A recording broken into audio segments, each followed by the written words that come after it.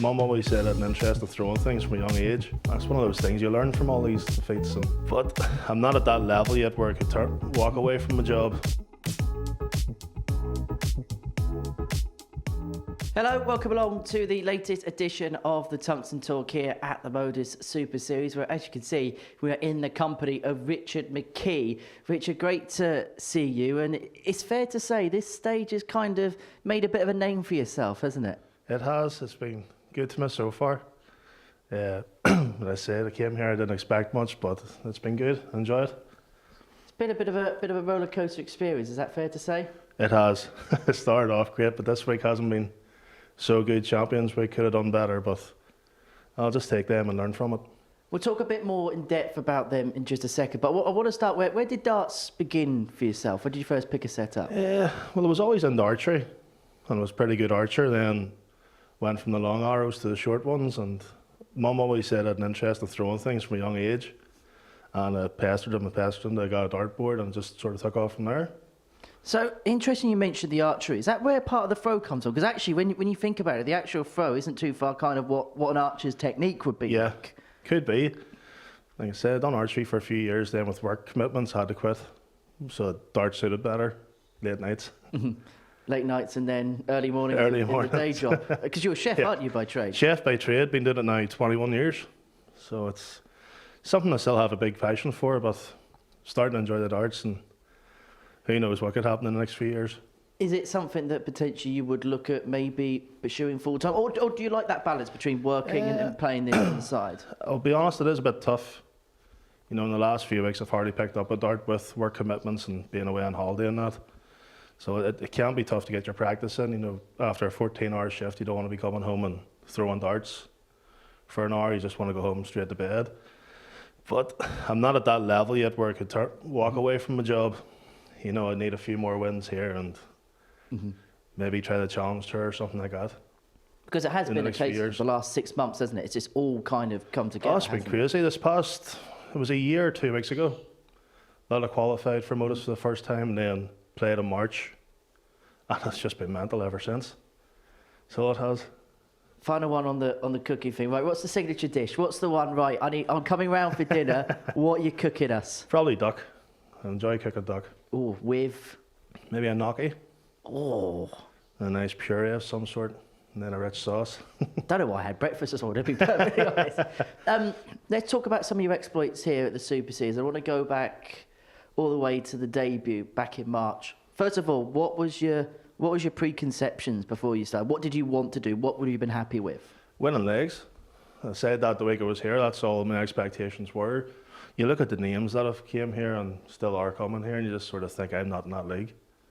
You know, I don't deserve to be on the stage with some of these people. And then you turn up and you beat a few of them. It gives you confidence, and the confidence has been it's been high until recently. But it's my own fault, like I said. I have no preparation as such this last few weeks. Qualified through to finals night on the first 10. First of all, what was that like, knowing that you're going to be playing in the Saturday, first time of asking? I'm pretty laid back. I didn't really think too much about it, but once I got here and seen the crowd and that, it was a different experience. You know, Thursday, Friday, you're here, just the players and the staff. You don't really get to see anything like that. You know, it's a completely different atmosphere. But I have to say the crowd are great.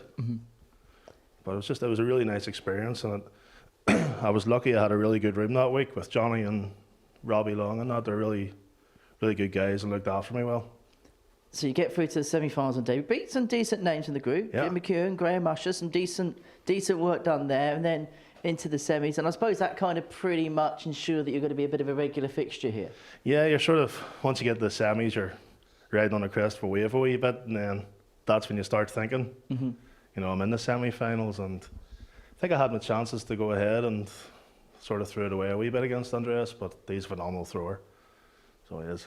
And such was your performances that the first pairs tournament came around not long after, and you got the call-up, the invitation to play alongside Neil Duff, the first world champion from Northern Ireland. That was a great honour, especially when somebody like Neil gives you a phone call and asks you to throw with him. It's a great honour.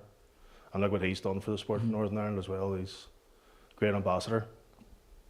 Then when you're there, is there a little bit of you thinks, what could have been in terms of getting to the Saturday? Because it was a 5-1 thing between you and the Belgians. It was very, very close, but we were disappointed, but we still had a good weekend out of it. And then after that, you come back here second time, and then it gets better. You go and win the week. You go and beat Ryan Brandley in a week which, it has to be said, I remember me and Scott Mitchell were commentating on it, and we said anybody's got a chance of winning it. Was that the same feeling for you? No, when I seen the draw on paper, I would have said Boris or Ryan, to be completely honest. Even on the Thursday and Friday, I was saying, no, Boris or Ryan's got this. And then I think I had a bit of luck on my side too. I probably brought Ryan down to my level in the final, but I was just happy to get over that line. So it was. And I suppose we've got to talk about the 9-dart attempt in the final. Go on, did you think the double 12 was going? When that left the hand, did you think it was going? Even when I watch it back now, I think it's in. But that's all I heard back home. Everyone, oh, congratulations, but that 9, you missed it. That's all I've heard. You better well kick it off 140 in that leg, weren't you? I knew in that leg I had to do something because Ryan was coming back strong, and I thought, just kick off the 180, 140 and try and give yourself a chance. And thankfully it was a 180, followed up with another one. Was that the best thing you've done in darts yet, winning that week? Oh yeah, that's right up there. For somebody that doesn't, I don't play a lot of competitions back home, and it was only last year I got back into playing county and playing, a few more competitions, and yeah, to win it, I suppose it sort of shows anybody can do it. You don't have to be on the Challenge Tour, you don't have to have played Lakeside or PDC, you can just be a average pub player and turn up and win. And then Champions Week after that. It's only a few weeks because you weren't quite late on, didn't you, in the series? You had a couple of weeks break, back for the Champions Week. Fair to say that maybe of the 12, you were kind of the outsider with a lot? Oh yeah, without a doubt. You look at the names that was in that week and a few past champions as well. And yet again, I think I was the only amateur there. So it was. But yeah, yet again, sitting in the room with them guys, it wasn't my best week of darts, I have to say. I think the first game against Jimmy, I sort of thought I had him. Then when I lost it, I kind of get into my own head. But it was a phone call with my dad that said, look, remember why you're there. You haven't got there out of pure luck. Go out there tomorrow and ruin somebody else's day. That's kind of what I tried to do. What for a better first day, though? Because actually, 10 points in the end, you weren't actually too far off. Yeah. Just needed a wee bit more luck. If I tried to get that out of my head with Jimmy, maybe I would have done a bit better. But that's one of those things you learn from all these defeats and these experiences. And I suppose for you, it was just an opportunity that you looked to embrace. Putting yourself in that kind of esteemed company, playing for money like that, playing for a title like that. I suppose a year ago you would never have dreamt of that. No, I remember watching this on TV thinking I'd love to play there someday, but I wouldn't say I didn't have the ambition for it. There was no way for me to play on it really, as such, until the faults came around in Banbridge, and then that's when the opportunity came along. How important has the ADC been for you? Oh, massive. Matthew McGann started the faults in Banbridge, and he said it was players like me he had in mind to try and get us a bit further, and who knows, maybe make a career out of it. So I'm very thankful to them guys for doing it. So what does the future look like, kind of short term? Is it Q School in January for yourself? I don't know. We'll have to see. It wouldn't be, with being a chef, wouldn't be the best preparation over December. There'd be very few darts thrown because it's such a busy period, and I don't know if I'd have the right preparation for it yet. So we'll look to the future. Hopefully get a few more invites here because I love coming here. It's great, and everybody that works here, and they're all fantastic. Everybody looks after you well, and people feel like friends now. So hopefully get a few more callbacks here and maybe win another week. Take it slowly but surely, right? Take the ride as it comes. Like I say, I'm a laid back guy, and maybe sometimes I do need to give myself a bit more of a push, but sometimes I think it works in my favour too. And hey, this place, as I say, we'll go back as we started. Some good memories, weren't they, for yourself here? And I can imagine what you want to do is try and create a load more. Yeah, definitely. You say a lot of great memories, but I made a lot of great friends too. People I never thought I'd be friends with or ever even have the chance to meet unless it was an exhibition or something. So yeah, it's been fantastic. I've loved every minute of it. It's one of those amazing things, isn't it, here? Because you meet people from all across the world, which, as you say, without it, you'd never even get close probably to meeting. No, I wouldn't. I wouldn't be entering the competitions or anything they're in. I don't do the tours, so it's the only chance I have to meet some of the game's legends as such too. Like I say, playing with Neil Duff, that must have been dreamlike for you.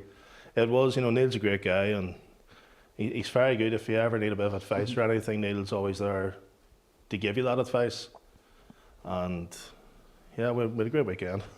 I get the sense with the community in darts in Northern Ireland that they're very much that everyone looks out for one another, particularly when they're playing out on tour, particularly when they're playing in events. Well, that's it. We try to. Like, Northern Ireland's a small country, and we do try and look after one another. And everyone's they're all a great bunch of people. Like, everyone in the darts community is very friendly and always forthcoming with advice and trying to help bowlers, which is great.